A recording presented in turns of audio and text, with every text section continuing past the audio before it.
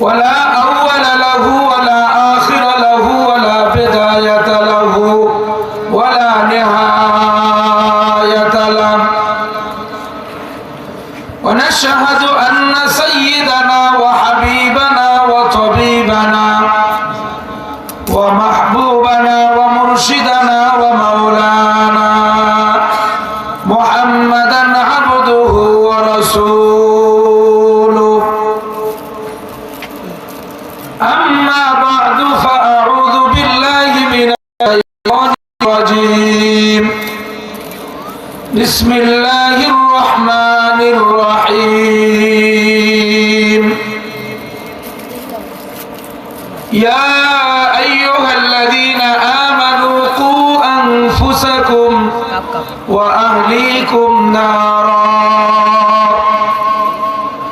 وقودها الناس والحجارة عليها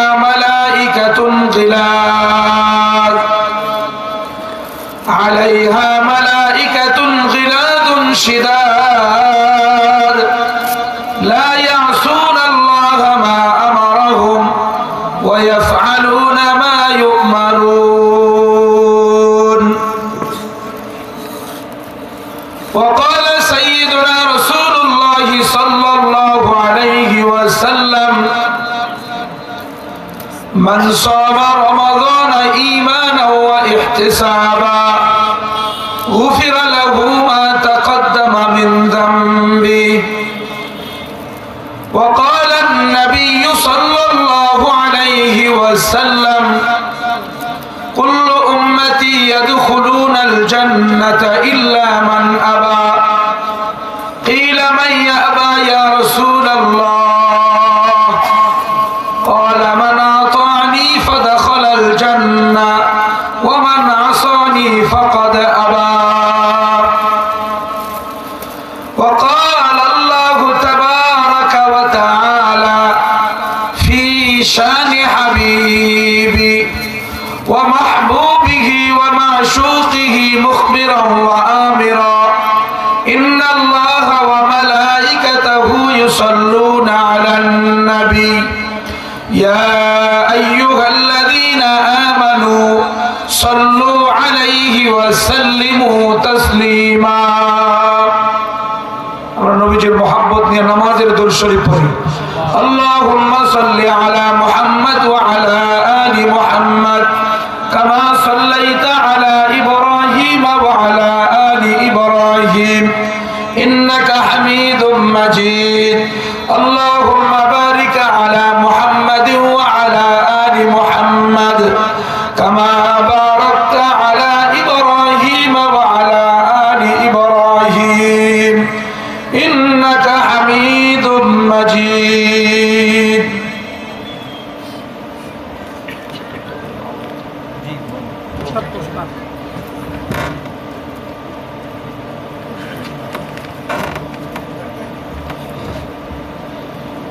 Shahin club ও পাঠাগার M নাগারবাড়ি বিরল দিনাজপুরের উদ্যোগে বিরাট তাফসিরুল কোরআন মাহফিলের অত্যন্ত শ্রদ্ধাভাজন সম্মানিত সভাপতি হযরত উলামায়ে কেরাম, বিশেষ অতিথিবৃন্দু, এলাকার সর্বস্তরের মুসলমান ভাইসব, যুবক ভাইরা, কচিকাঁচা বাচ্চারা, পর্দার আড়ালে আমার মা ও বোনেরা, প্রত্যেকের প্রতি আমার আন্তরিক মোবারকবাদ। অসংখ্য অগণিত শুকর ও সুজুদ মহান আল্লাহ তাআলার জন্য, যে আল্লাহ তাআলা অত্যন্ত মেহেরবানি করে, স্নেহ করম করে, দুনিয়ার হাজারো ব্যস্ততার থেকে মুক্ত করে, আল্লাহর দেওয়া মূল্যবান হায়াতকে দীর্ঘায়িত করে এ পর্যন্ত সুস্থ সবল রেখে বিশেষ আয়োজন, দ্বীনি আয়োজনে কোরআন সুন্নাহ থেকে আলোচনা শুনবার বিশেষ মজলিসে, উলামায়ে কেরামের সোহবতে তাফসিরুল কোরআনের মজলিসে, যুবকদের এই আয়োজনে আল্লাহ তাআলা আপনাকে আমাকে আসার বসার বিশেষ তৌফিক দান করলেন। সেই মহান মহিয়ান আল্লাহ তাআলার জন্য কালিমাতুশ শুকর আদায় করতে অন্তরের অন্তঃস্থল থেকে মোহাব্বত নিয়ে, ভক্তি নিয়ে, সমস্যার জোর আওয়াজে দিল থেকে বলুন আলহামদুলিল্লাহ। একটু মোহাব্বতের আওয়াজে আলহামদুলিল্লাহ। অসংখ্য অগণিত দরুদে সালামের হাদিয়া যিনি শাফিউল মুজনিমিন রাহমাতুল লিল আলামিন, ইমামুল আম্বিয়া, সাইয়্যিদুল আম্বিয়া, নবী মুস্তাফা, নবী মুজতবা, শাফিয়ে আযম, নবী আকরাম, সরওয়ারে দো জাহান, খাতামুন নবিয়্যিন, সিরাজাম মুনীরা, বাশীরা ওয়া নাযীরা। সবাই বলুন সাল্লাল্লাহু আলাইহি ওয়াসাল্লাম। আমি আপনাদের সম্মুখে সূরা তাহরীম 66 নম্বর সূরা 6 নম্বর আয়াতে কারিমা তেলাওয়াত করেছি। নবী করিম সাল্লাল্লাহু আলাইহি ওয়াসাল্লামের অসংখ্য অগণিত হাদিসে মোবারকাত থেকে বুখারী শরীফের riwayat দুটো হাদিস শরীফ পাঠ করেছি।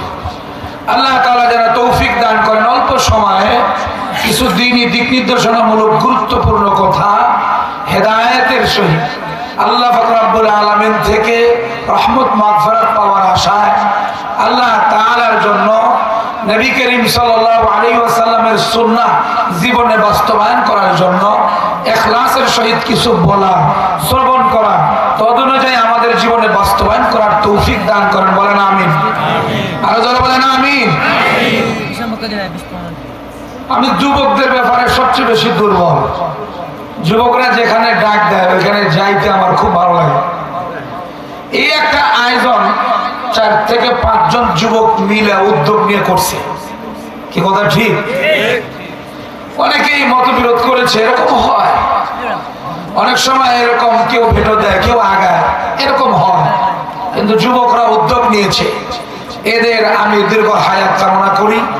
আল্লাহ তাআলা এনাদেরকে বিশেষ করে দ্বীনের জন্য দাঈ এবং মুজাহিদ বানায় দিন। আমিনটা জোরে বলেন, আরো জোরে বলেন। এই যুবকদের মাধ্যমে আল্লাহ তাআলা আমাদের দেশে অনেক পরিবর্তন ঘটাইছে। এ পর্যন্ত পরিবর্তন হচ্ছে, যুবকদের মাধ্যমেই হচ্ছে। গত 25 তারিখে মেডিকেল অডিটোরিয়ামে আমাদের দিনাজপুরে এই জায়গায় প্রোগ্রাম ছিল। এখানে যুবকরা দীর্ঘদিন পর একটা কোরআন সুন্নাহর আয়োজন করেছিল, যেখানে দ্বীনি কথা, আমার রাসূলের আদর্শ কিভাবে বাস্তবায়ন হবে, সমাজে কিভাবে কোরআনী শাসন চলবে, সমাজে কিভাবে আবার সেই খোলাফায়ে রাশিদিনের মতো দ্বীন কায়েমের সেই ধারা আমাদের সমাজে অব্যাহত থাকবে, একটা চেতনা নিয়ে যখন যুবকরা একত্রিত হয়েছে, প্রিন্সিপাল মহোদয় অনুমতি না দেওয়ার পারে নাই। যুবকরা যখন একত্রিত হয় তখন পৃথিবীতে কোন শয়তানি শক্তি, তাগুত তাদের কাছে টিকতে পারে না। কথা বলেন ঠিক না বেঠি? এই যুবকের কাছে কিছুই ছিল না, এই যুবকের হাতে কিছুই ছিল না, না বন্দুক, না রাইফেল, না কোনো ভারী অস্ত্র, কিন্তু মনে ছিল সাহস। সৎ সাহস নিয়া, সৎ টার্গেট নিয়া এ দেশের স্বৈরাচারকে বিদায় করতে কিছুই লাগে নাই, একটা স্লোগান নিয়ে মাঠে নেমেছিল, বিদেশে পালাইতে বাধ্য হয়েছে। কথা কোন ঠিক না বেটি?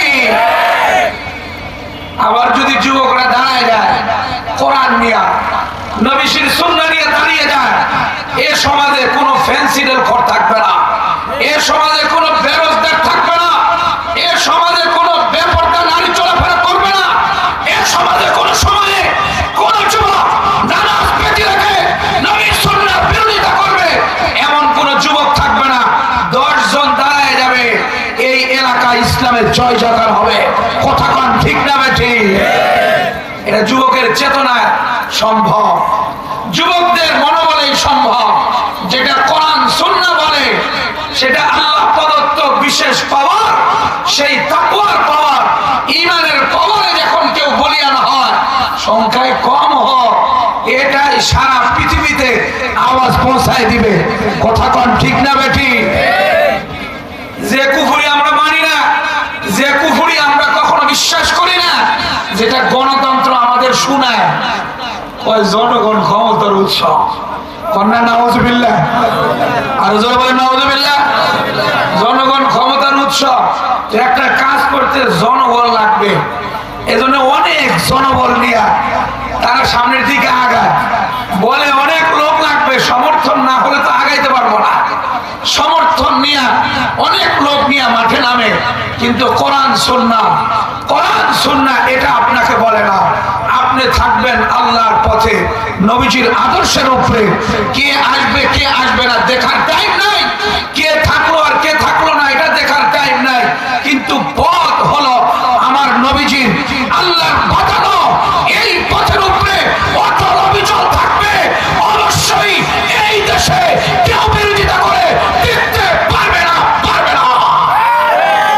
কথা কোন ঠিক না বেটি? এই হলো সঠিক পথ। আমি যুবকদেরকে সাধুবাদ জানাই। এই যুবকদের জন্য হাজারো সালাম। এরকম যুবক আমার আপনার এলাকায় যদি থাকে, তার জন্য নামাজ পড়ে দোয়া করবেন, নির্জনে দোয়া করবেন। কেন এই যুবকের কারণেই এরিয়ায় সারা জায়গা দিবে, ওই এরিয়ায় ইনশাআল্লাহ কোনো নেশাখোর থাকবে না। কথা কোন ঠিক না ঠিক? ওই এরিয়ায় আর কোনো বেনামাজি, আর কোনো রমজান মাসে হোটেল খুলে রেখে লাল কাপড়, সেই বাবার দরবারের ভণ্ডের দরবারের কাপড় লাগায়া বেরোজগারকে খাওয়ানোর ব্যবস্থা করে, ওই হোটেলও চিহ্নিত করতে হবে। কথা কোন ঠিক না ঠিক? ওই রকম শয়তান ব্যবসায়ীকেও চিহ্নিত করতে হবে, যারা রমজান আসলে দ্রব্য মূল্যের দাম বাড়ায় দেয়, শসার দাম বাড়ায় দেয়, পেঁয়াজুর দাম বাড়ায় দেয়, অন্যান্য দ্রব্য মূল্যের দাম বাড়ায় দেয়। এইরকম ব্যক্তি ব্যবসায়ী যারা সমাজের কীট হয়ে আছে, এদেরকে ঠিক করার জন্য আমার এই মর্তে মুজাহিদ এইরকম ইনসাফ ভিত্তিক দিন কায়েম করার জন্য এরকম চেতনা উদ্দীপনা নিয়ে মাঠে নামে এমন যুবকের দরকার। কথা বলেন ঠিক না ঠিক?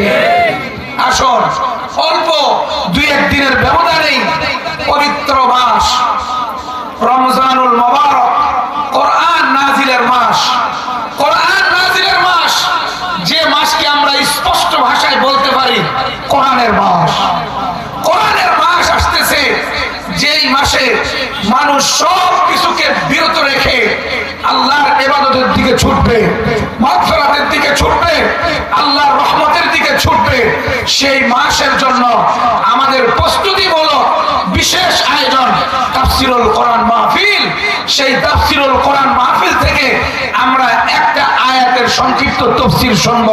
আল্লাহ তাআলা আমাদেরকে এই মাহফিল, এই এলাকার জন্য বিশেষ করে সমস্ত যুবক যেন নামাজি হওয়া, দিন কায়েমের জন্য নতুন উদ্দীপনা আর উজ্জীবিত হয়ে আমার সমাজকে সোনালী সমাজে পরিণত করো।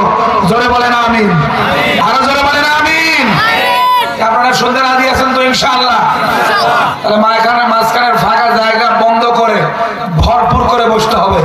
রাজি আছেন তো ইনশাআল্লাহ? কোনো ফাঁকা জায়গা রাখা যাবে না, ফাঁকা জায়গা চলবে না। একদম পিছনের ভাইরা উঠে আসেন, পিছনের ভাইরা উঠে আসেন।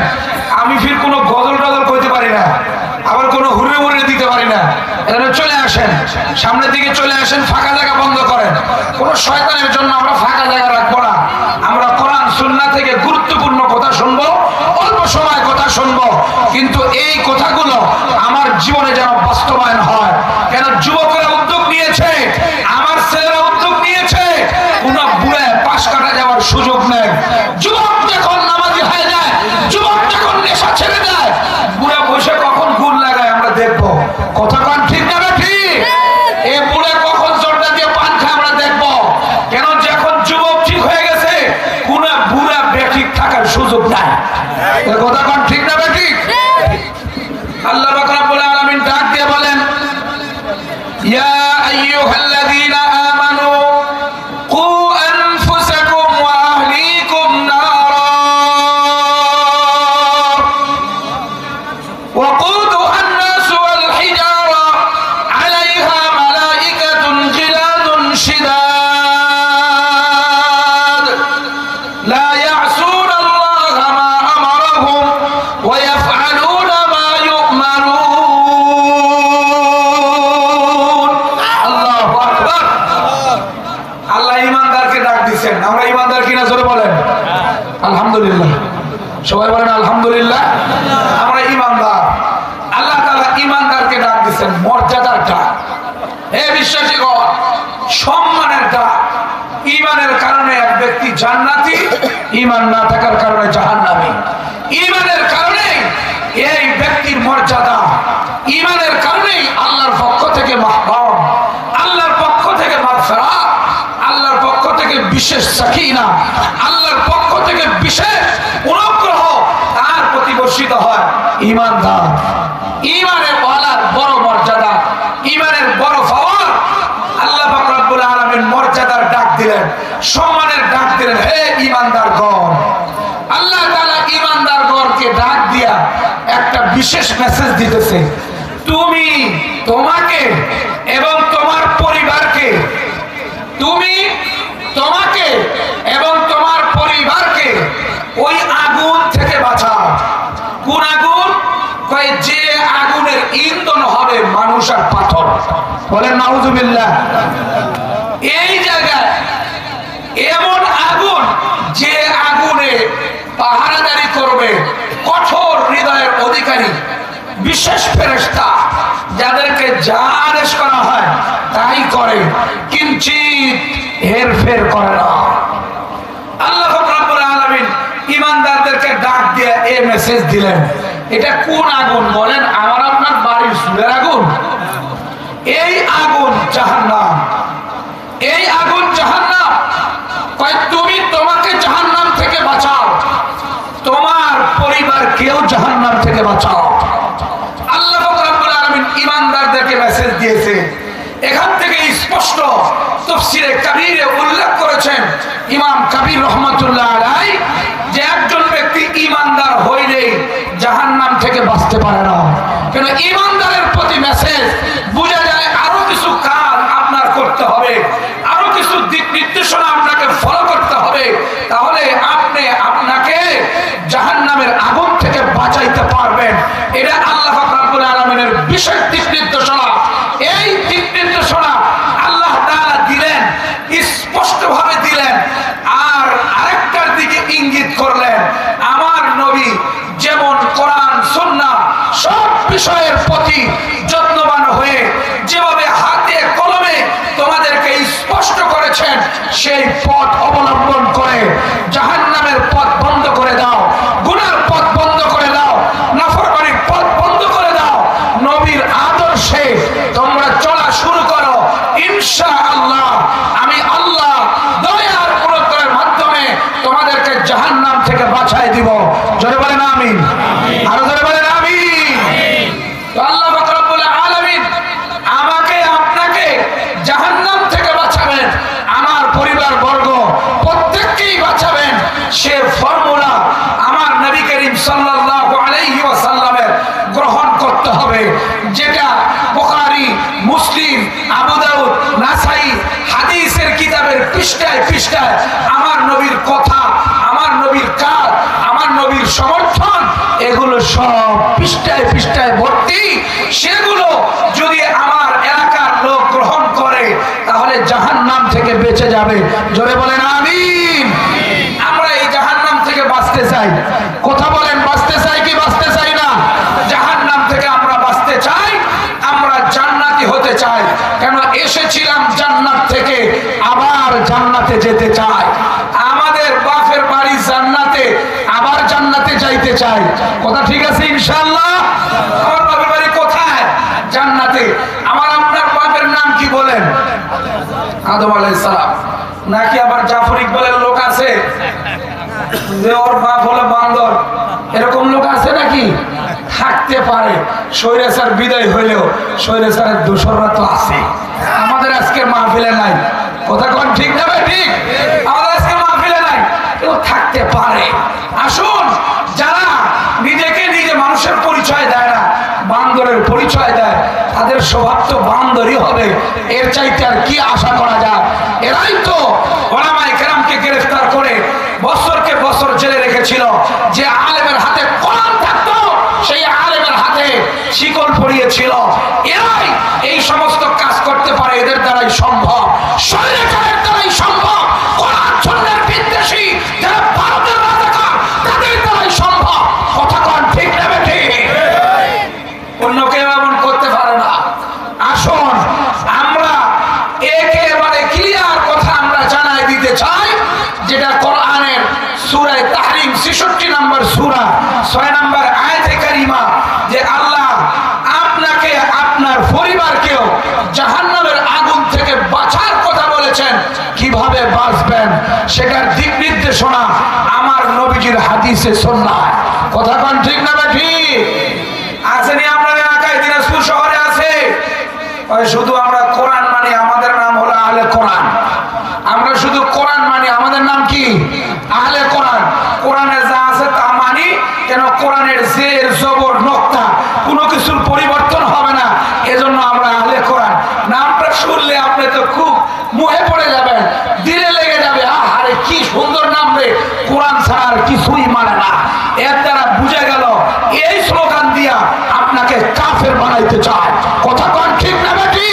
মালদহ পট্টি, দিনাজপুর মৌসুমী বস্ত্র বিধান কথা বলে দেখেন কোন সময় যাইয়া, ওই বেটা আমার একটা বইও দিয়েছে, বলছেন আমি আহলে কোরআন, কোরআনে যা আছে তাই মানি। আমি বললাম কোরআনে যা আছে তা মানেন মানে?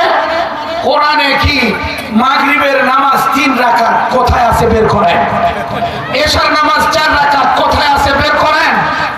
এগুলো মানতে চায় না, বলতে চায় না। এক পর্যায়ে আমি ওকে বললাম, এই যে আযান শুরু হলো, আযানের প্রথম আল্লাহু আকবার 4 বার, আশহাদু আল্লা ইলাহা ইল্লাল্লাহ, এই আযানের কথা কোথায় উল্লেখ আছে বের করেন। আর পারে না বের করতে। বলেন এমন লোক আছে না নাই? সোচ্চার হবেন, ঈমান চুরিরা ঈমান চুরি করবে, ঈমান ডাকাতিরা ঈমান ডাকাতি করবে, প্রস্তুতি নেবেন, তৈরি হবেন।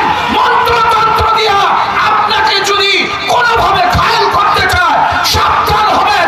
কোরআন সুন্নাহ ছাড়া, ইসলামী খেলাফত ছাড়া, পৃথিবীতে কোরআনে আসীন ছাড়া কোনোদিন শান্তি নিশ্চিত হইতে পারে না, পারে না। কথা কোন ঠিক না বেটি? কি দিয়ে আপনাকে শান্তি নিশ্চিত করতে চায়? আহলে কোরআনের নাম ঘোষণা করে, এই কথা বলে স্বয়ং কোরআনকে সে অস্বীকার করে। কোরআনে শত শত আয়াতে আমার রাসূলকে মানার কথা বলা হয়েছে। কথা কোন ঠিক না ঠিক? শত শত আয়াতে আহলে কোরআন বলে আমরা কোরআন মানি আর কিছু মানি না। কয় বুখারী শরীফ 200 বছর পর লেখা, এটা ভুয়া।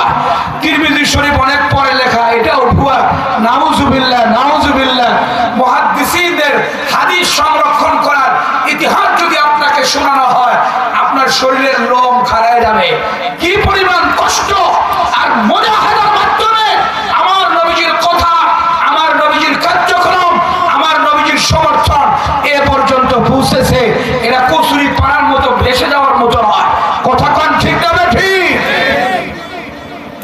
বন্ধুরা আমার দিনের কানে শুনবেন, ইমাম বুখারীর ওস্তাদ ইমাম আহমদ বিন হাম্বল রাহমাতুল্লাহ আলাইহি, যিনি মুসনাদে আহমদ একটা বড় হাদিসের কিতাব লিখেছেন, যেখানে প্রায় 28,000 হাদিস রয়েছে। ইমাম আহমদ বিন হাম্বল রাহমাতুল্লাহ আলাইহি শুধু একজন মুহাদ্দিস ছিলেন না, এমন একজন বীর মুজাহিদ ছিলেন। কোরআনের বিরুদ্ধে, হাদিসের বিরুদ্ধে যখন কোন সরকারের পক্ষ থেকে বাধা এসেছে, শুধু হাদিসের দরজ দেন নাই, কঠিন হুঙ্কার দিয়া সরকারের বিরুদ্ধে ফতোয়া দিয়ে দিয়েছে। কোরআন এটা আল্লাহর কালাম, এটা কোনো মাখলুক নয়। কোরআন হলো গায়রে মাখলুক, এটা আল্লাহর কালাম, আল্লাহর জাত। আল্লাহ যেমন চিরঞ্জীব, আল্লাহর কালামটাও চিরঞ্জীব, হাইয়ুল লা ইয়ামুত। এই কোরআনের ব্যাপারে এমন যখন ফতোয়া দিয়েছে, ওনাকে সরকার কর্তৃক জেলে ভরে ফেলেছে, ওনার ফতোয়া বন্ধ, ওনার দরজ দোয়া বন্ধ। ওই সময় একজন মুহাদ্দিস ছিল, যে মুহাদ্দিসের নাম হলো আইয়াদ। এই মুহাদ্দিস, এনার থেকে হাদিস রিওয়ায়াত করবেন, কেমনে যাবেন? যাওয়ার পরে খোঁজ দিয়ে দেখেন ইমাম আহমদ বিন হাম্বলের 144 জারি হয়ে গেছে। উনি হাদিসের দরজ দিতে পারেন না, উনি কোরআন পড়াইতে পারেন না। এমন একটা পরিস্থিতির সম্মুখীন লোকেরা দেখলো, আমরা কিভাবে ওনার কাছে হাদিস শিখবো? উনি অনেক টাকাওয়ালা, সকাল থেকে নিয়ে সন্ধ্যা পর্যন্ত মিসকিনের বড় লাইন থাকে, মানুষেরা বাড়িতে আসে, জিজ্ঞাসা করে অভাবের কথা, প্রত্যেককেই দান করতে থাকে। মুহাদ্দিস আইয়াদ ফকিরের ভেদ ধরে ওনার দরজায় যায় দাঁড়ায়, একটা করে হাদিস সনদ সহকারে শুনে মুখস্থ করে আবার চলে যায়। এমন করে 300 দিন উনি আসছেন, একটা করে হাদিস মুখস্থ করেছেন, আবার চলে গেছেন। এমন করে হাদিস সংরক্ষণ করেছে মুহাদ্দিসিনে কেরাম। যারা বলে এই হাদিস ভুয়া, তারা মুসলমান নয়। কথা কন, কথা কন, এরা মুসলমান নয়। আপনাদেরকে ধোঁকা দিবে, বিভিন্ন ভাবে ধোঁকা দিবে। এই ধোঁকার থেকে আমি আপনি হেফাজতে থাকতে হবে, যত্নবান হইতে হবে। আমি আপনি এ ব্যাপারে নিজেকে তৈরি আর প্রস্তুতি নিতে হবে। যদি আমি আপনি সচেতন না হই, বরবাদ হয়ে যাব। আসুন নবী করিম সাল্লাল্লাহু আলাইহি ওয়াসাল্লামের নির্দেশনা থেকে কিভাবে বাঁচাবা। জাহান্নামের পথ কোনগুলা? জাহান্নামের পথ কোনগুলা? সূরাতুল বাকারা আয়াতুল কুরসি আমাদের মুখস্থ না নাই? আয়াতুল কুরসির পরেই আয়াতগুলা স্পষ্ট আল্লাহ পাক রব্বুল আলামিন বলে সূরাতুল বাকারার 256 নম্বর আয়াতে কারিমা, লা ইকরাহা ফিদ্দীন ক্বাদ তাবায়্যানা আর-রুশদু মিনাল গায় ফামান ইয়াকফুর বিত-তাগুতি ওয়া ইউমিন বিল্লাহ ফাকাদ ইসতামসাকা বিল উরওয়াতিল মুসকা লা ইনফিসামা লাহা ওয়াল্লাহু সামিউন আলীম। আল্লাহ বলেন যে ব্যক্তি তাগুতকে না করে দিল, ঈমান নিয়ে আসলো আল্লাহর উপরে, এই ব্যক্তি মজবুত রশি ধরল, এমন মজবুত রশি যে রশি কখনো ছিঁড়বে না, পারবে না। এই ব্যক্তি এই রশির মাধ্যমে সোজা যাবে আল্লাহর জান্নাতে। মজবুত রশি, সেটা হলো দ্বীনে শরিয়ত। দ্বীনে শরিয়ত এটা হলো মজবুত রশি। বন্ধুগণ, আপনাদের কাছে অনুরোধ যে আপনারা কোরআন সুন্নাহর বিপরীতে যাওয়ার কোনো বিকল্প নাই। কথা কোন ঠিক না বেঠিক? কোরআন সুন্নাহর বিপরীতে যাওয়ার কোনো সুযোগ নাই। এই নবী করিম সাল্লাল্লাহু আলাইহি ওয়াসাল্লামের বিশেষ দিক নির্দেশনা যে তুমি তাগুতকে না বলো আর আল্লাহর উপরে পরিপূর্ণ ঈমান নিয়ে আসো। পরিপূর্ণ ঈমান আল্লাহর উপরে, রাসূলের উপরে, ফেরেশতাদের উপরে, কিয়ামতের উপরে নবীজি যে মানদণ্ডে ঈমানের কথা বলেছেন সেটার উপরে আপনাকে পূর্ণাঙ্গ স্থির হতে হবে। যুবক, তুমি যদি শিরকের সাথে একবার জড়ায় যাও তাহলে তোমার আমল সব বরবাদ। কথা কোন ঠিক না ভাই? ঠিক। 21শে ফেব্রুয়ারি, 16ই ডিসেম্বর তুমি যেই সমস্ত শিরকের সাথে জড়ায় যাচ্ছ, তোমার শিরকটা হিন্দুর চাইতার বড় খারাপ। হিন্দু তো নিজে একটা বানাইছে, বানায় ওর কাছে ভক্তি শ্রদ্ধা চাইতেছে, নিজে হাতে বানাইছে, আর তুমি যে গেলা শহীদ মিনারে যাইয়া ভক্তি শ্রদ্ধা দিলা, এই শহীদরা চলে গেছে, এদেরকে সম্মান জানাইলা, ওইখানে কি আছে? ইট আছে, বালু আছে, খোয়া আছে, এর চাইতে আর কিছু আছে? কথা কোন ঠিক না ঠিক? এর চাইতে আর বেশি কিছু আছে? কিছুই না।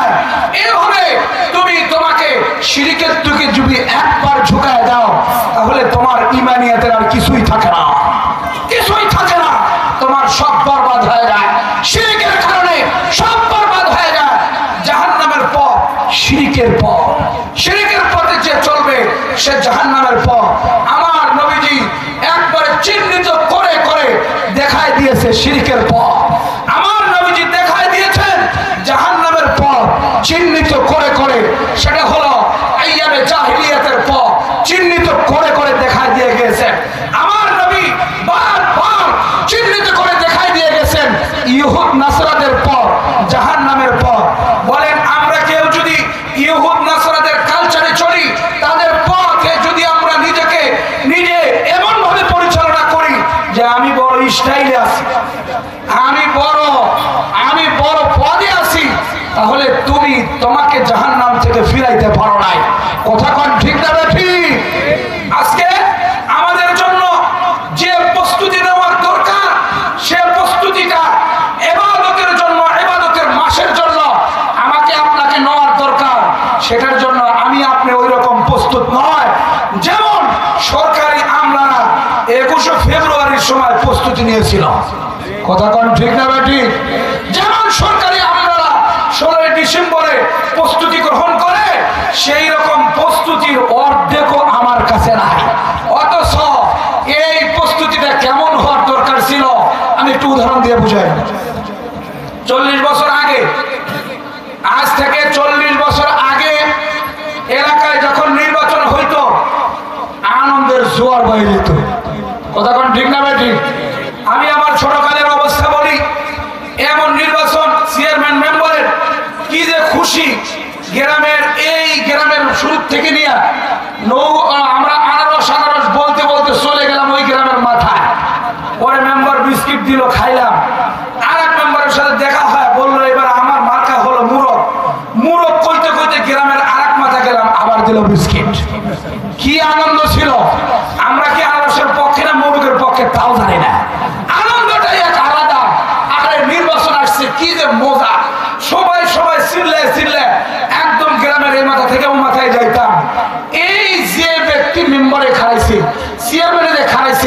এর 1 বছর থেকে চেষ্টা প্রচেষ্টা, অমুক জায়গায় টুর্নামেন্টে গেঞ্জি দেয়, আর এক জায়গায় বল দেয়, আর এক জায়গায় যুবকদেরকে দাওয়াত দিয়ে খাওয়ায়, কত আয়োজন। কারণটা কি? 5 বছরের একটা পদ পাবে। কথা কোন ঠিক না বেঠিক? 5 বছরের একটা পদের জন্য এ পরিমাণ চেয়ারম্যান মেম্বারের কত মেহনত। যে বেটা এমপি দাঁড়াবে এ তো 10 বছর থেকে মেহনত করে। কথা কোন ঠিক না বেঠিক? 10 বছর থেকে মেহনত চলতেই আছে। যে আমার 10 বছর মেহনত করলাম, আমি যদি চেয়ারে যাইতে পারি তাহলে 5 বছর আমার এমন পাওয়ার যে 5 বছরে পুলিশ আমার কথা শুনবে, এসপি ডিসি যা আছে শুনতে সবাই আমাকে সেলুট দিতে বাধ্য। এই 5 বছরের ক্ষমতার জন্য 10 বছরের যে মেহনতটা করলো এর মধ্যে কোন রকমের ত্রুটি করে নাই। কথা কোন ঠিক না ঠিক? আল্লাহ তাআলা ডাক দিয়ে বলেন, ও মানব জাতি, তুমি যে ব্যর্থ চেষ্টা করলা 10 বছর তোমার 5 বছরের চেয়ারের জন্য, ও মেম্বার ও চেয়ারম্যান, তুমি অল্প সময়ের পাওয়ারের জন্য যে পরিমাণ মেহনতটা করলা এটা তোমার কয়েকদিন পরে চলে যাবে। তোমাকে আমি এমন একটা মাস দিতেছি, যেই মাসের মধ্যে এমন একটা রাত আছে যেই রাতে তুমি নামাজে থাকবে অথবা কোরআন তেলাওয়াতে থাকবে, দরুদ ইস্তেগফারে থাকবে। এই রাতে তোমাকে যদি কোনো আমলের মধ্যে নিয়োজিত পাওয়া যায়, আল্লাহ তাআলা ডাক দিয়ে বলে, তোমার জন্য তোমার আমলনামায় 1000 মাসের ইবাদত ঢুকাই দিলাম। এই দিনের জন্য তোমাকে কি পরিমাণ চেষ্টা করার দরকার, এই রাতের জন্য তোমাকে কি পরিমাণ মেহনত করা দরকার। ও বন্ধু, আপনাকে ডাক দিয়ে বলি, ওই চেয়ারম্যান মেম্বার থেকেও কি আপনার বেশি মেহনতের দরকার কি দরকার না? কেন আপনি তার পর্যন্ত কোনো মেহনত করেন নাই? এমপি যে পরিমাণ এই দুনিয়াবি ঠুনকা চেয়ারের জন্য যা করতেছে আপনার আরো করার দরকার। কথা কোন ঠিক না ঠিক? এমন পরিমাণ মেহনত হওয়ার দরকার। আমার জবান বন্ধ থাকবে, কোরআন তেলাওয়াত না হয়, দরুদ চলবে না, ইস্তেগফার চলবে, আর জবানে কোনো কথা চলবে না। আমার যেন মাথা ঝুঁকে আসবে, রোজার জন্য এমন প্রস্তুতি থাকবে, এমন এই মাসের জন্য সম্মান আমার জন্য থাকবে, এমন প্রস্তুতি নিয়ে যখন আপনি আগাবেন, আল্লাহ বলবেন এই বান্দাকে কদরের মর্যাদা দিয়া জান্নাতি বানায় দাও। কদরের মর্যাদা, কদরের মর্যাদা এই ব্যক্তিকে দিয়ে দাও। কেন? এত সারাটা মাস এই রাতের জন্য অপেক্ষামান, এই রাতের জন্য অপেক্ষামান, যে রাতে আমার কালাম লোহে মাহফুজ থেকে দুনিয়াতে এসেছিল। এই কোরআনে কারীমের এই মর্যাদার কারণে এত দামি বানাই দিলাম। এই বেচারা দিলের মধ্যে কোরআন রাখে, সকালে পড়ে, রাতে পড়ে, সন্ধ্যায় পড়ে, সর্বদাই পড়ার মধ্যেই থাকে। আমার কালাম নিয়ে এত ব্যস্ত, তার 5-5টা সন্তানকে সে কোরআনের হাফেজ বানাইছে, মেয়েগুলোকে হাফেজা বানাইছে। কোরআনের জন্য এত পাগল। কোরআন যে রাত্রে এসেছিল, এই রাত পুরাটাই নামাজে কোরআন তেলাওয়াতে ছিল, তাকে 1000 মাসের ইবাদত দিয়ে দেওয়া। আল্লাহু আকবার। মর্যাদা নিতে রাজি আছেন? জোরে বলেন, রাজি আছেন? ঘুমায় ঘুমায় না ফেসবুক চালায়? যুবকরা বলো, ওই দিন ফেসবুক চালায় এই রাত পাইতে চান, ইউটিউব চালায় এই রাত পাইতে চান? কোরআনের তেলাওয়াত, নামাজে দাঁড়ায় দাঁড়ায় লম্বা রুকু লম্বা সেজদা, লম্বা রুকু লম্বা সেজদা দিয়া আমরা এই রাত পাইতে চাই। আপনার চেষ্টা এমপি মেম্বার চেয়ারম্যানের চাইতে বেশি হইতে হবে কিনা? জোরে বলেন, বেশি হইতে হবে কিনা? তাদের চাইতে আমার মেহনত অবশ্যই বেশি হইতে হবে। যদি আমি তাদের চাইতে বেশি মেহনত না করতে পারি তাহলে আমি তো পিছিয়ে সরে আসবো, রহমত থেকে, মাগফিরাত থেকে আমি পিছিয়ে সরে আসবো। বন্ধু, আল্লাহ তাআলা প্রথমেই এই মাসের জন্য আপনাকে প্রস্তুতির জন্য বিশেষ আদেশ করতেছে, প্রস্তুতির জন্য আপনাকে অর্ডার করতেছে আল্লাহ। কেন? আল্লাহ সাজাইতেছে, ওই রাতকে কেন্দ্র করে এই মাসটারে সাজাইতেছে। কেমনে সাজাইতেছে দেখেন, দৌড়ায় দৌড়ায় খালি বাণিজ্যিক মেলায় যায়। ওই বড় মাঠে বাণিজ্যিক মেলা আছে না, দৌড়ায় যায়। সেরাটাঙ্গির মেলায় দৌড়ায় যায়। বলেন, মেলায় সর্বপ্রথম আবিষ্কারক হলো ইবলিস। জোরে বলেন কেনা? জোরে বলেন কেনা? আরো আসতে কোন কেনা? ইবলিস হলো মেলার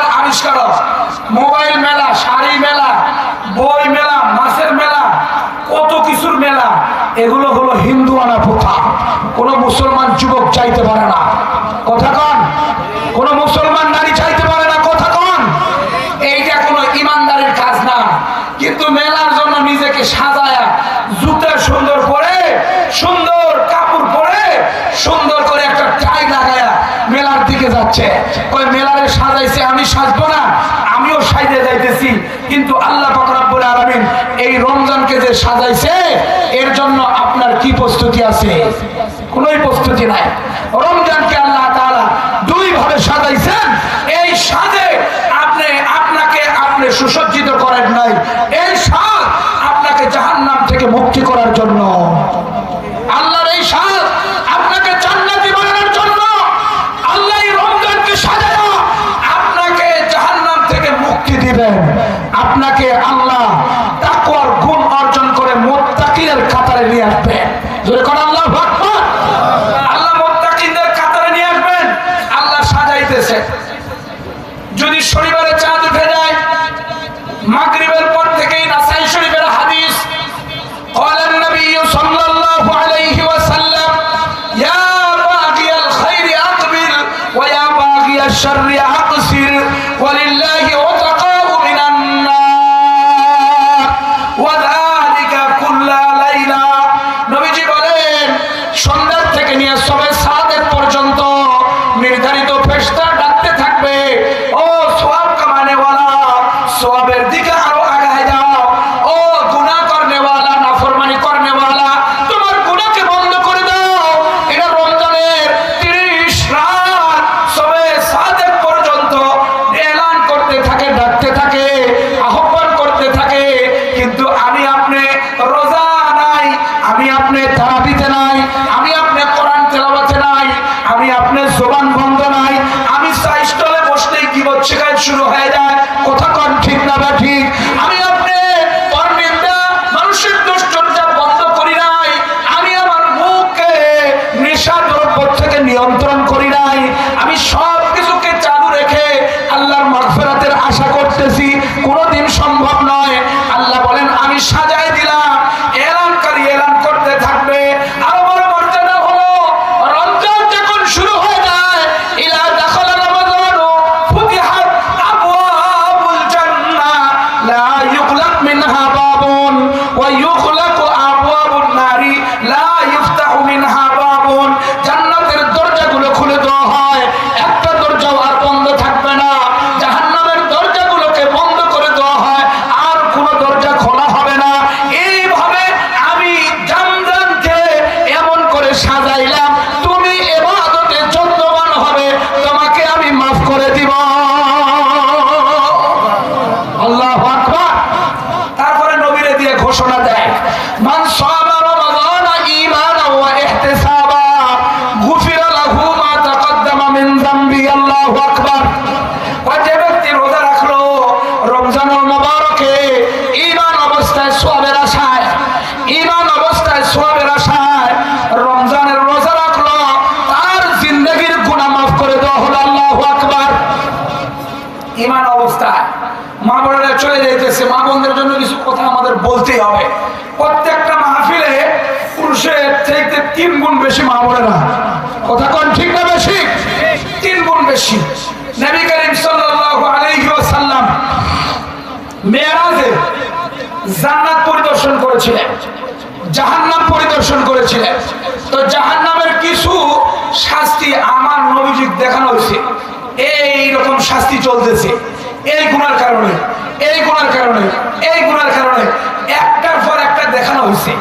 নবী করিম সাল্লাল্লাহু আলাইহি ওয়াসাল্লাম মেরাজ শেষ করে বাড়িতে আসছেন। আসার পরে বসে বসে কাঁদতেছিলেন। তিরমিজি শরীফের হাদিস।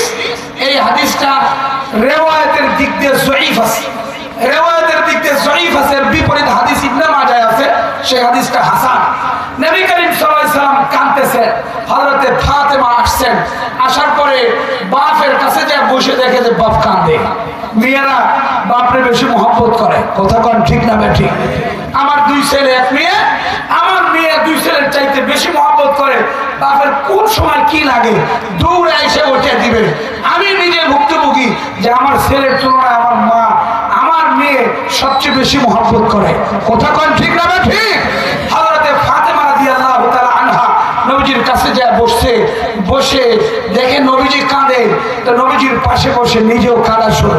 মহিলারা তো এরকমই, ওই কাঁদলে আরেকজনের দেখা দেখি সেও কাঁদা শুরু করে। নবীজির কাছে ডাক দিয়ে বলে, ইয়া রাসূলুল্লাহ, কোন কাফের মুশরিক আপনাকে কি কোনো কষ্ট দিয়েছে কিনা? নবীজি মাথা নাড়ায় না, কথা বলে না। আরেক সাইডে যে হযরতে ফাতেমা বলেন, ইয়া রাসূলুল্লাহ, আপনাকে কি কোনো কাফের নির্যাতন করেছে কিনা ইয়া রাসূলুল্লাহ? নবীজি কোনো কথা বলে না।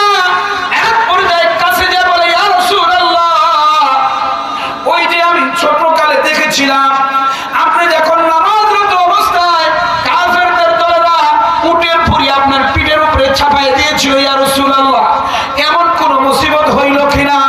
নবীজি কথা বলে না। নবীজি মাথা উঠাইয়া বলে, ইয়া ফাতেমা আনকিযি নাফসাকি মিনান নার, ও ফাতেমা, তুমি তোমাকে জাহান্নাম থেকে বাঁচাও। তুমি তোমার বাপের পরিচয় দিয়া পার হইতে পারবা না, তুমি তোমার স্বামীর পরিচয় দিয়া পার হতে পারবা না, তুমি সন্তান হাসান হুসাইনের পরিচয় দিয়া পার হতে পারবা না। ও ফাতেমা, আমি জাহান্নাম পরিদর্শনে যখন গিয়েছিলাম আমি উকি মেরে দেখলাম আকসারুহান নিসা, বেশিরভাগ জাহান্নামী হলো নারী। আল্লাহু আকবার।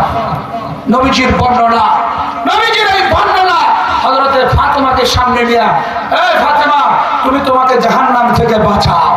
এই কথা যদি কারো ভালো করে বুঝে আসে তাহলে কোনো ভণ্ড পীরের কথা তার মাথায় ঢুকবে না। কথা কোন ঠিক না ঠিক? ভণ্ড পীর বুঝাইছে, ওই তুই আমার মুরিদ হলে জান্নাতে যাইবি না। আছে না নাই? এই আস্তে কোন আছে না নাই? আরো আস্তে কোন আছে না নাই? আমার মুরিদ হবি, জান্নাতে চলে যাবি।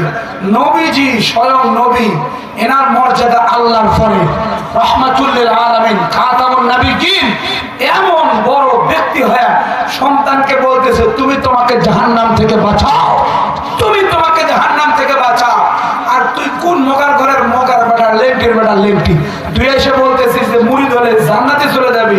তোর মতো ভণ্ড আর কেউ নাই। কথা কোন ঠিক না ঠিক? ভণ্ডদের স্লোগান শুনলে মাথা চক্কর দিবে। আউয়ালো আখেরো তুমি, জাহেরো বাতিনো তুমি, কেউ বলে মুস্তাফা তুমি, কেউ বলে হুবহু খোদা। কন্যা নাউজুবিল্লাহ। ওর বাবারে কইতেছে, ওর বাবারে এই বলে আউয়ালো আমার আখেরো, আবার জাহেরো আবার বাতিনো, কেউ বলে মুস্তাফা, কেউ বলে হুবহু খোদা। কাফের। কথা কোন ঠিক না ঠিক? কাফের। এইরকম ভণ্ড আমাদের এরিয়া আছে না নাই? নবীজির এই হাদিসটা যদি শুনে যে নবীজি ফাতেমাকে বলতেছে, ইয়া ফাতেমা আনকিযি নাফসাকি মিনান নার, তুমি তোমাকে জাহান্নাম থেকে বাঁচাও। এবার নবীজি ফাতেমাকে তিনটা বিশেষ শাস্তির কথা তুলে ধরলেন এই হাদিসে। অন্য হাদিসে আরো আছে, সব হাদিস একত্রিত করলে অনেক শাস্তির কথা বর্ণনা আমরা কিতাবে পড়বো, বিভিন্ন জায়গায় আছে। মেরাজে নবী জাহান্নাম পরিদর্শন করে এসে কি কি শাস্তির কথা বলেছেন এগুলো আছে। এই হাদিসে তিনটা আছে। এক নাম্বার, নবীজি সাল্লাল্লাহু আলাইহি সাল্লাম বললেন, ফাতেমা, আমি যখন জাহান্নাম পরিদর্শনে গেলাম তখন দেখলাম ওই এরিয়ায় বিরাট বড় চুলা, আগুন দাউ দাউ করতেছে, মুখটা বড় আঁঠো, নিচের দিকে অনেক বড় গভীর। মহিলাগুলোর স্তনের মধ্যে বর্শি লাগায়া পুরো শরীরটাকে বর্শির উপরে ঝুলাইয়া আগুনের মধ্যে সেদ্ধ হইতেছে। আমি জিবরাইলকে বললাম, ভাই জিবরাইল, এমন শাস্তি হচ্ছে, এরা খারাপ। বলে, নবী, আপনার উম্মতের মধ্যে ওই সমস্ত নারীরা যারা দেহ প্রদর্শনী করে বেড়াইতো, চুল দেখায় বেড়াইতো, বেপরদা হয়ে চলতো, ওই সমস্ত নারীদেরকে এমন ভাবে শাস্তি দেওয়া হইতেছে কিয়ামত পর্যন্ত চলবে। নাউজুবিল্লাহ। বাড়িতে যা কইেন, আর নাউজুবিল্লাহ বাড়িতে যা কইেন, আরো জোরে বলেন, আরো জোরে বলেন। আমরা কি মন খারাপ বন্ধ করে দিব? চলবে? অনেকে মন খারাপ, কিছু বলে না, চুপচাপ আছে। নবী করিম সাল্লাল্লাহু আলাইহি সাল্লামের এই শাস্তির বিবরণ আমাদের মা বোনদের জানা থাকলে এরা জাহান্নাম থেকে বাঁচার জন্য রক্ষা কবচ পর্দা করবে তো ইনশাআল্লাহ। রক্ষা কবচ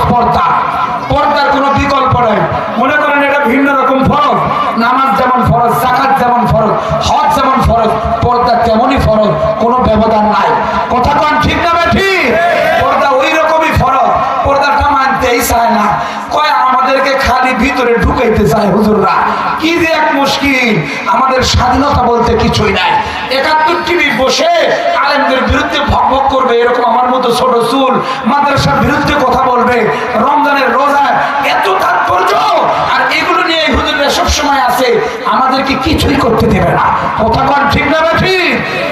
এইরকম সেই স্বৈরাচারের দোষর আর তো দেখা যায় না।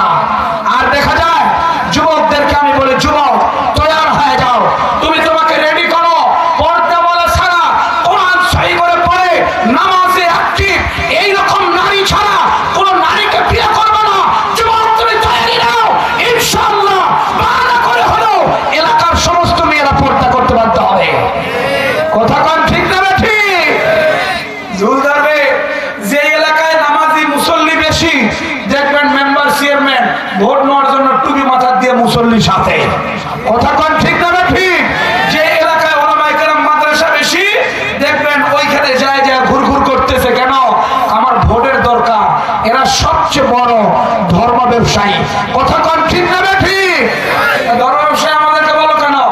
আমরা তো জন্মের পর থেকেই এই টুপি পাঞ্জাবি ছাড়ি নাই, আমরা নামাজ ছাড়ি নাই, কোরআন ছাড়ি নাই, নবীজির সুন্নাহ ছাড়ি নাই। আমাদেরকে ধর্ম ব্যবসায়ী বলো কেন? ধর্ম ব্যবসায়ী তুমি সিজনে সিজনে করো, আর বাকি টাইমে বাদ দাও। কথা কোন ঠিক না ঠিক? মাঠের মধ্যে দাঁড়াও, আদালতে দাঁড়াও, কোরআনী শাসনের জন্য কোথায় বলে যাবো তোমার কুফরি মতবাদ, গণতন্ত্র আমরা মানি না। কথা কোন ঠিক না ঠিক? এ কথা ক্লিয়ার, পরিষ্কার কথা। কোন মানুষের বানানো আইন আমরা প্রতিষ্ঠা করতে চাই না, ওটা আমরা মানি না, এটা দিয়ে হিসাব করি আমরা। কথা কোন ঠিক না ঠিক? তোমাকে আরো সমস্যায় ফেলাবে, তোমাকে আরো জর্জরিত করবে, তোমার জীবনের কোনো সমাধান দিতে পারে না। একমাত্র সমাধান কোরআন সুন্নাহ। কোরআন সুন্নাহ তোমার জীবনের সমাধান। যেই এরিয়ায় থাকো না কেন, যেই স্তরের হও না কেন, তোমার যে কোনো সমস্যা হবে কোরআন সুন্নাহ তোমাকে সমাধান দিবে। আর মানব রচিত আইন তোমাকে খালি জর্জরিত করবে। উদাহরণ দিব, ভালো করে বুঝবেন, উদাহরণ শুনবেন, কি কথা বলেন শুনবেন? উদাহরণ দেখবেন, সমস্যা খালি বাড়বে। বাসে না লেখা থাকে আমাদের বানানো কত আইন। একজন লোক বাসে উঠছে, দিনাজপুর থেকে পঞ্চগড় যাবে, গেট লোকে উঠছে। এ বেচারা অনেক সুন্দর সাদা সিধা দিনই পরিবেশে থাকে, নামাজি মুত্তাকি লোক, সিটে বসছে। বসার পরে দেখে পাশের লোক সিগারেটটা হাতে নিয়ে একটু পর পর টান দিয়া ধোঁয়া ছাড়তেছে।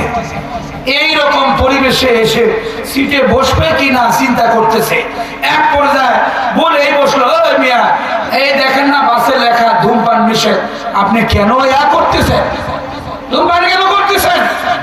এই যারা নিশায় মত্ত থাকে এরা কিন্তু ভালো লোকের কথাও শুনে না, কাউকে মূল্যায়নও করে না, তাকায়ও দেখে না, ওর মতো খালি ধোঁয়াই ছাড়তেছে, ধোঁয়াই ছাড়তেছে।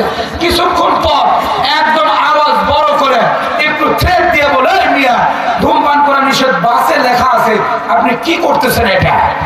এই বেটা এখন বলে, কয় দেখেন না সাইটে লেখা, কোনো কিছু অভিযোগ থাকলে ড্রাইভারকে জানান। কি বলেন আমাকে? ড্রাইভারকে জানান। বেচারা দেখলো এই সাইটের লেখা, আমি দেখাইলাম, ওই দেখায় ওই সাইটের লেখা, দুই লেখা তো দুই রকম, কি করা যায়? কোন রকম করে বসছে, বসে তো আছে সিগারেটের যা দুর্গন্ধ ভাই, পায়খানার থেকেও খারাপ। কথা কোন ঠিক না ঠিক? এই দুর্গন্ধ তার সহ্য হয় না, কোন রকমই সহ্য হয় না। কিছুক্ষণ পর কিং কর্তব্য বিমূঢ় হয়ে বেচারা এখন সিট থেকে উঠছে। কি করা যায়? উপায় তো আর নাই, কি করা যায়? এবার ধমকা ধমকি শুরু করছে। এক পর্যায়ে ওই বেচারা বলতেছে, মিয়া আপনার কোনো অভিযোগ থাকলে ড্রাইভারকে জানান। দেখেন না এখানে লেখা আছে, যান ড্রাইভারের কাছে যান, আমার এখন কেন? এক পর্যায়ে বিরক্ত থেকে বিরক্ত, বিরক্ত থেকে বিরক্ত, নিরুপায় হয় এবার সিট থেকে রাগে উঠে ড্রাইভারের কাছে যাচ্ছে কিছু বলার জন্য। হেল্পার ধরে ফেলছে, ভাই যান কই? কয় ড্রাইভারের কথা আছে। কয় দেখেন না আমি লেখা আছে গাড়ি চলন্ত অবস্থায় ড্রাইভারের সাথে কথা বলা নিষেধ। এগুলো হলো মানব রচিত আইন, সমাধান দেয় নাই, সমস্যায় জর্জরিত করেছে। কথা কোন ঠিক না বেটি? আর সমস্যায় জর্জরিত করবে, সমাধান দিতে পারবে না।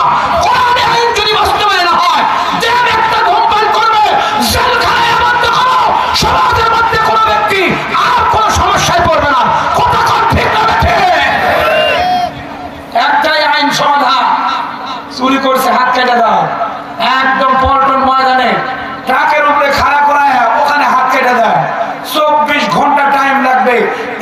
দেশের ছিনতাই চুরি বন্ধ করার জন্য। কথা বলেন ঠিক না ঠিক? 6 মাস পার হয়ে গেছে, এতগুলো উপদেষ্টা মিলে ছিনতাই ঠিক করতে পারে না। মোবাইল নিয়ে যায়, এই নিয়ে যায়, সেই নিয়ে যায়। আমি যে ফির ওয়াজ করে আবার দিনাজপুর যাবে সেটারই নিরাপত্তা নাই। কথা বলেন ঠিক না ঠিক? কোরআনী শাসন থাকলে এই জায়গায় একজন চোরের হাত কাটি দিলে আর জিন্দাগির তরে চোর খুঁজে পাওয়া যাবে না। সৌদি আরবে পাওয়া যায় না। আমার পাসপোর্ট হারিয়ে গেছিল, আমি পরের দিন যাই দেখি ওই জায়গায় আছে। বেচারা কেউ উল্টে দেখে না এটা কার। কথা কন ঠিক না ঠিক? এই জায়গায় যদি একজন ইবলিসকে ধরে একজন জেনাকারের যদি দণ্ডা মারা হয়, কোরআনী শাসন যদি কায়েম করা হয়, বিবাহিত মিলে এইরকম অপকর্মে লিপ্ত হয়েছে সঙ্গে সার যদি করা হয়, একটা বাস্তবায়ন করবেন আর ওই এরিয়ায় জেনার কোনো ইশারাও পাওয়া যাবে না। কথা কন ঠিক না ঠিক? এটা তো নাই। এখন 14 ফেব্রুয়ারি আলিঙ্গন করে ডাকে, I love you two, I love you three, I love you four ডাকতে থাকে। এ কথা কন ঠিক না ঠিক? 14 ফেব্রুয়ারি এবছর আমার যুবককে সাধুবাদ জানাই। আমার যুবকরা স্বৈরাচারকে যারা বিদায় করেছে, এ দেশের ফ্যাসিস্টকে ভারতে পালাইতে বাধ্য করেছে, এই যুবকরা আমার পলিটেকনিক্যাল মসজিদে, সরকারি কলেজে, সমস্ত এরিয়ায় এ ভালোবাসার নামে বেহায়াপনা এরিয়ায় বদনাম করার জন্য যে ষড়যন্ত্র করেছিল, এই যুবকরা তার রুখে দিয়েছে। এই যুবকদের জন্য সবচেয়ে বড় দোয়া থাকবে, আল্লাহ তোমাদেরকে মুজাহিদ বানায় দিন। জোরে বলেন আমিন। আর জোরে বলেন আমিন। এই যুবকরা ঠেকাইছে, এইবার এমন ভাবে ঠেকাইছে কোন প্রতিষ্ঠানে আর কোন ভালোবাসা দিবস নামে বেহায়াপনা হয় নাই। লস একটাই হয়েছে, ফুল বিক্রি হয় নাই। বিরাট বড় লস। এত বড় লস আর এ পর্যন্ত হয় নাই, ফুল বিক্রি হয় না। শুধু রংপুর বিভাগে গত বছরের জরিপে 51 লক্ষ টাকার ফুল বিক্রি হয়েছিল। 51 লক্ষ। রংপুর এরিয়ায়, শুধু ওই সিটি এরিয়ায়, আমরা দিনাজপুর, ঠাকুরগাঁ, পঞ্চগড়, গাইবান্ধা, কুড়িগ্রাম, লালমনিরহাট, এতগুলো হিসাব ধরলে যে কোটি পার হয়ে যাবে, খালি ফুলের হিসাব। আহারে, আর ভিতরে ভিতরে যে কত আই লাভ ইউ টু আর বাদাম গেছে, ওগুলোর হিসাবই নাই। কথা কন ঠিক না ঠিক? এই অবস্থা চলছে। এই বেহায়াপনা, বেরিল্লাপনা দ্বার উন্মুক্ত করে দেয়। আসুন আমরা আমাদের মা বোনদেরকে বিশেষ মেসেজ দিতে চাই। মা ও বোন, আপনারা আমাদের সবচেয়ে মাথার সম্মানের মর্যাদা। আপনাদের সারা পৃথিবীর কোন মানব জাতি আসতে পারে না। আপনাদের মর্যাদা ইসলাম যে দিয়েছে, আমার নবী যে দিয়েছে, কোন তন্ত্র মন্ত্র, কোন ধর্ম এমন মর্যাদা কেউ দিতে পারে না। একমাত্র ইসলাম মর্যাদা দিয়েছে। তুমি ইসলামী তাহজিব তামাদ্দুনকে মেনে নিয়ে সামনের দিকে আগাও। ইনশাআল্লাহ ইনশাআল্লাহ আমার মুসলমান মার জাতির মাধ্যমে এই সমাজ জান্নাতি সমাজ হবে। জোরে বলেন আমিন। আর জোরে বলেন আমিন। বলেন নবী সাল্লাল্লাহু আলাইহি ওয়াসাল্লাম, আল মারআতু ইযা সাল্লাত খামসাহা ওয়া সামাত শাহরাহা ওয়া আতাত বালাহা ওয়া আহসানাত ফারজাহা ফালতাদখুল মিন আইয়ি আবওয়াবিল জান্নাতি শাআত। আমার নবীজি বলেন, নারী যদি 4টা কাজ, 4টা দায়িত্ব যদি পূর্ণাঙ্গ আদায় করে, 5 ওয়াক্ত নামাজ জামাতের জামাতের সময় মতো সুন্দরভাবে আদায় করে, 5 ওয়াক্ত নামাজে যত্নবান হয়, আযান হবে সাথে সাথে নামাজে দাঁড়ায় যাবে, এই নামাজের প্রতি নিজেকে অভ্যস্ত করে ফেলবে, রমজান শরীফের রোজা যত্ন সহকারে রাখবে, 3 নাম্বার সতীত্ব সংরক্ষণ করবে, পর্দা সুন্দর করে মেইনটেইন করবে, 4র্থ নাম্বার স্বামীর আদেশ মোতাবেক তার অনুগত হয়ে চলবে। নবীজি বলেন, তার জান্নাতের সমস্ত দরজা খোলা, যেদিক দিয়ে মনে চায় জান্নাতে যাবে। বন্ধুগণ, আল্লাহ তাআলা ঈমানদারের প্রতি মেসেজ, তুমি তোমাকে, তোমার পরিবারকে জাহান্নাম থেকে বাঁচাও। আমি রোজা রাখবো, আমার সন্তানকে রাখতে দিব না, এমনটি করা চলবে না। অনেক ভাইদেরকে দেখা যায়, কয় আমার সোয়াটা ছোট, তো রোজা রাখার অভ্যাস হয় নাই। আমি বললাম বয়স কত? কয় 25 বছর। ছোট বুঝে না, সোয়া দুধ খায় এখন। 25 বছর বয়স, রোজা রাখে না। এই অভ্যাস এখনো বাপ না করে না, এর জন্য দায়ী বাবা। আপনি আপনাকে জাহান্নাম থেকে বাঁচান, আপনার সন্তানকেও বাঁচান। রোজা ফরজ ছুটে যাবে আর আপনি কি এটা হইতেই পারে না। একটা রোজা যদি ওজনের কারণেও যদি কাদা হয়ে যায়, সারা বছর রোজা রাখলেও ওটার সমতুল্য নয়। বুখারীর হাদিস, বুখারীর হাদিস, মান ফাত্তারা বিগাইরি মারাজিন ওয়ালা রাকসাতিন ওয়ালাম ইয়াকযিদ দাহরা কুল্লা ওয়া ইন সামা, এক যুগ যদি রোজা রাখে তারপরও ওই রোজার সমতুল্য হবে না। এ মুসাফির হয় নাই, মুসাফির হইলে অনুমতি আছে ছাড়া, অসুস্থ হইলে অনুমতি আছে ছাড়া, অসুস্থও না মুসাফিরও না, এমনি রোজাটা রাখলো না, এই রোজা এক যুগ রাখলে পারেও ওই রোজার সমতুল্য হবে না। একটা রোজার মূল্য কত ভাই, যুবক বন্ধু, অভিভাবক, প্রত্যেককে আমি জানাই আপনার সন্তানকে আপনি ইবাদতে অভ্যস্ত করেন। কথা কোন ঠিক না ঠিক? নামাজ পড়ে না, ওই কোথায় তো শুনে না সোয়া, ওই তো কয় আসিল অজু করলো, কয় আসিল তো, কিন্তু সোয়া দিয়ে চলে গেল ঘরে। ফের আগের থেকে তো অভ্যাস করে নাই। 7 বছর বয়সে ওকে মাসলা মাসাইল কিছুই শিখায় নাই, অজু শিখায় নাই, গোসল শিখায় নাই। এখন বয়স হয়ে গেছে 30 বছর, কইলে কি সোয়া মসজিদে চলে যায়? আগের থেকেই তো আপনি অপরাধ, আগের থেকেই আপনার অপরাধী, আপনার এই খেসারত আপনাকেই দিতে হবে। এই জন্য সমস্ত বন্ধুগণকে আমি ইঙ্গিত করে, ইশারা করে, স্পষ্ট ভাষায় বলে দিতে চাই, বন্ধু, আপনার সন্তানকে আপনি কোরআন হাদিসের পূর্ণাঙ্গ ইলম দিয়ে দেন, তারপরে ডাক্তার বানান, এবারে মুসলমান ডাক্তার হবে। তারপরে ইঞ্জিনিয়ার বানান, মুসলমান ইঞ্জিনিয়ার হবে। আপনি কোরআন হাদিস পাক না পাক, হালাল হারাম কিছুই শিখালেন না, এবারে বড় হয় কি হবে? কত দিনাজপুর বালুবাড়ির নাম বললাম না, একজন বড় লোকের মতোই হবে। আমি নিজে যাইয়া জানা যায় আফসোস করেছি, আহারে কি পরিস্থিতি। এবারে 3টা ছেলে, 3টাই থাকে অস্ট্রেলিয়া, এত ডিগ্রি হইতে গেলে 1 ঘন্টা লাগবে, এত ডিগ্রি। 3 সন্তান জানা যায় নাই, বাস আমরাই জানা যায় পরে দাফন টাফন শেষ করে দিলাম। 3 দিন পর 3 জন আইছে, ওই রকম অবস্থা করে আসছে, আয়সা কবরের পাশে দাঁড়াইছে। বড়টা ছোটটারে কয় কিছু পর, ছোটটা বড়টারে কয় কিছু পর, মেজরটা বড়টারে কয় কিছু পর, কেউ কিছুই পড়ে না, খাড়ায় আছে। শেষ পর্যন্ত ছোটটা পড়া শুরু করেছে। ওই দেখা যায় তাল গাছ, ওই আমাদের গা, ওইখানেতে পাশ করে কানা বগিচা। মেধাটাও শুরু করেছে হাট্টিবা টিম টিম, তারা মাঠে পারে ডিম। বলেন কবরের আযাব কমবে না বাড়বে? এজন্য বলেন কমবে না বাড়বে? আমাদেরকে তো তাই শিখাইছিল, আমাদেরকে তো শিখাই নাই যে সূরা ইখলাস পড়বো, শিখাই নাই সূরা ফাতিহা পড়বো, শিখাই নাই রব্বির হামহুমা কামা রাব্বায়ানি সগীরা, আল্লাহুম্মা গফির লাহুম, আল্লাহুম্মা আরহামহুম, আল্লাহুম্মা নাফির কবরহুম, আল্লাহুম্মা আদখিলহুমুল জান্নাহ। এই দোয়াগুলো পড়বো, এটা তো শিখাই নাই আমাকে, কি পড়বো? এটাই পড়তেছে। তাই বলে যাই বন্ধুগণ, আপনার সন্তানকে নীতি নৈতিকতা, কোরআনের দিক নির্দেশনা দেন। এই সন্তান জাহান্নাম থেকে বেঁচে যাবে, আপনিও যেমন বাঁচবেন জাহান্নাম থেকে, আপনার সন্তানকেও বাঁচাবে। তো আপনিও জাহান্নাম থেকে বাঁচতে চান, রোজার মাধ্যমে আল্লাহর মাগফিরাত পাইতে চান, আপনার সন্তানকেও অভ্যস্ত করেন। আগে আপনি বসে ওয়ার্নিং দিয়ে দেন, মাসলা মাসাইল শিখায় দেন, গুরুত্বপূর্ণ ব্যাপারগুলো বুঝায় দেন, তাহলে নিঃসন্দেহে আপনার সন্তান সিয়াম সাধনার মাধ্যমে আল্লাহর সন্তুষ্টি পাবে ইনশাআল্লাহ।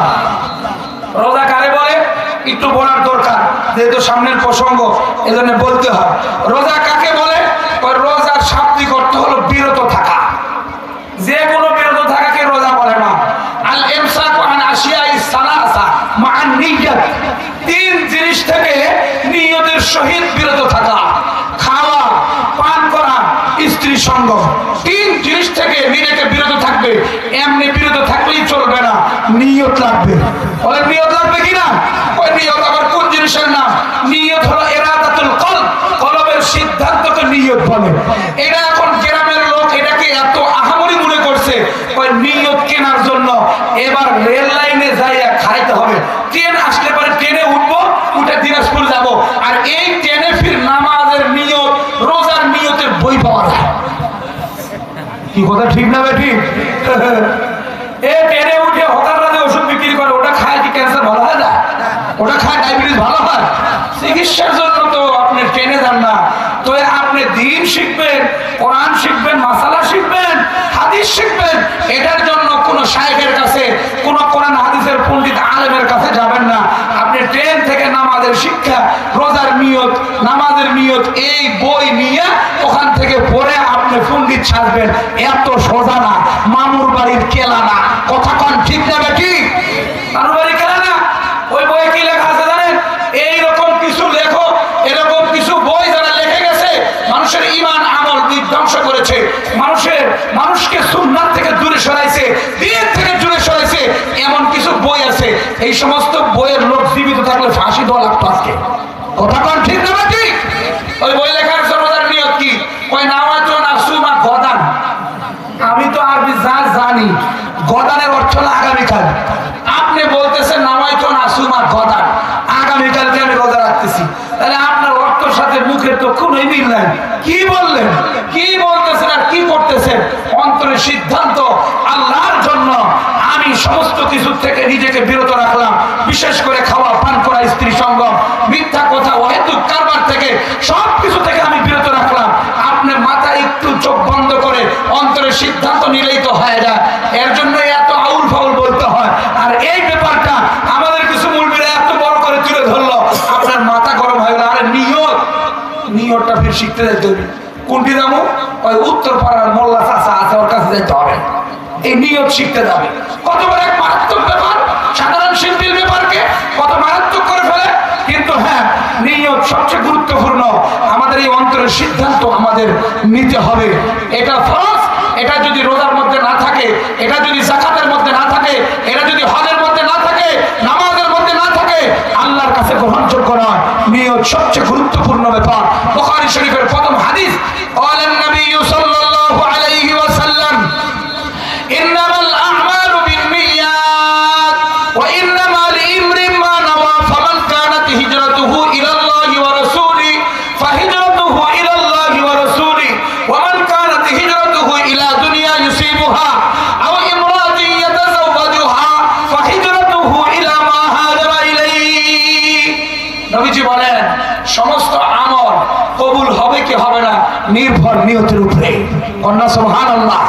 সমস্ত আমল কবুল হবে কি না এগুলো নির্ভর হলো নিয়তের উপরে। যে ব্যক্তির হিজরত আল্লাহর রাসূলের দিকে হয়, তার হিজরতটা ওটা বলেই গণ্য হবে। যার নিয়ত দুনিয়া কামানো, যার নিয়ত হিজরত করবে এই নারীকে পাওয়ার জন্য, সেটাই তার পক্ষ হবে। যদি হিজরত থাকে আল্লাহকে পাওয়া, রাসূলকে পাওয়া, তাই বলে গণ্য হবে।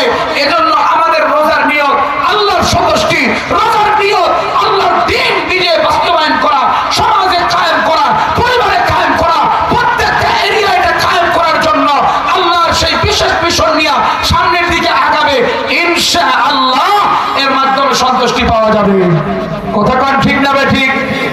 আল্লাহ ডাক দিয়ে বলেন, ইয়া আইয়ুহাল্লাযীনা আমানু কু আনফুসাকুম ওয়া আহলিকুম নারা। ও ঈমানদারগণ, তুমি তোমাকে তোমার পরিবারকে জাহান্নাম থেকে বাঁচাও।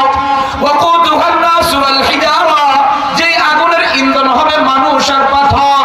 তোমার বাড়ির আগুনে লাকড়ি দিলে ভালো জ্বলে, তেল দিলে আরো জ্বলে, পেট্রোল দিলে আরো বেশি জ্বলে। জাহান্নামের আগুনে লাকড়ি দিলে জ্বলে না।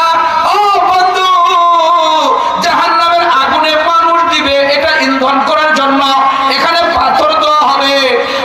আপনি যারা জাহান্নামের ইন্ধন না হয়, এই জন্যই আল্লাহ রমজানুল মুবারক দিলেন। রমজানের জন্য প্রস্তুতি নেন। ফেরেশতারা ডাকতে আছে, আহ্বান করতে আছে। ফেরেশতারা ডাকতে আছে, ও সওয়াব অন্বেষণকারী, সওয়াব বাড়ায় দাও। ও গুনাহ আর পাপ করনেওয়ালা, তোমার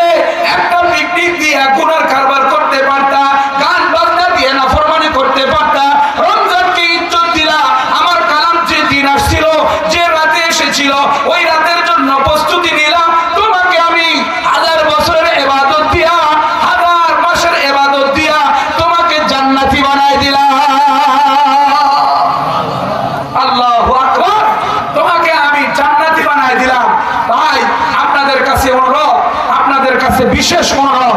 আমরা জাহান্নাম থেকে বাঁচার জন্য নবীর দিক নির্দেশনা, রমজানের রোজা, 5 ওয়াক্ত নামাজের পাবন্দি, ও যুবক বেপরদা বন্ধ করে দাও, তুমি ফেন্সিডেল নেশা বন্ধ করে দাও, কোরআন তেলাওয়াতকে নেশা বানায় নাও, নামাজকে নেশা বানায় নাও।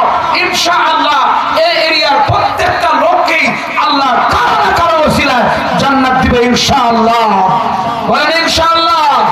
আমি এই যুবকদের ওসিলায় যেহেতু এই এরিয়ায় এই বড় আয়োজন তাফসীরুল কোরআন মাহফিল হলো, আমি 10টা যুবকরে চাই দাঁড়ায় বলবে আমি আর কোনোদিন দাড়ি সেভ করব না।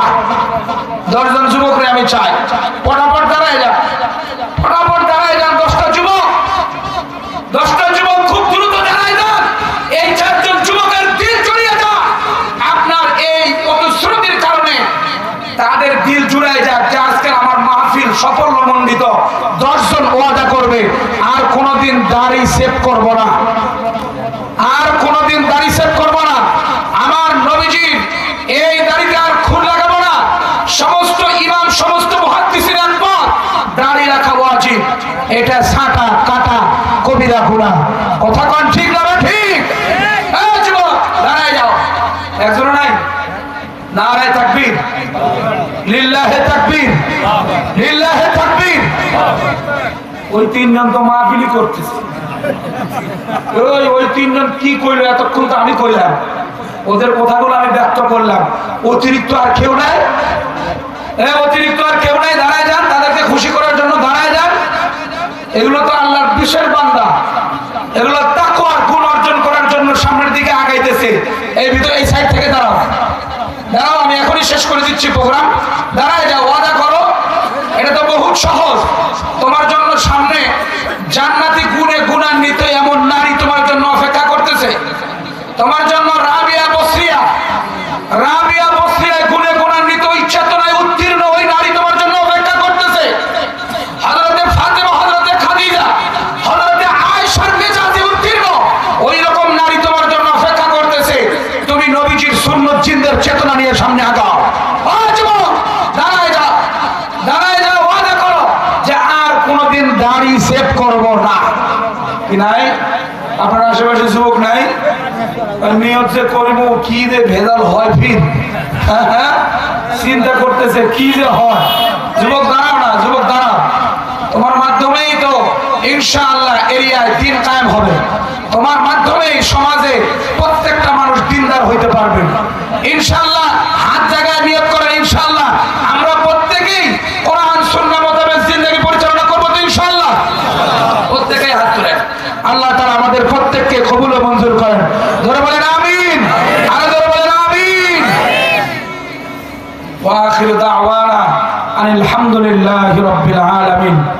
সুবহানাকাল্লাহুম্মা ওয়া বিহামদিকা আশহাদু আল্লা ইলাহা ইল্লা আনতা আস্তাগফিরুকা ওয়া আতুবু ইলাইক।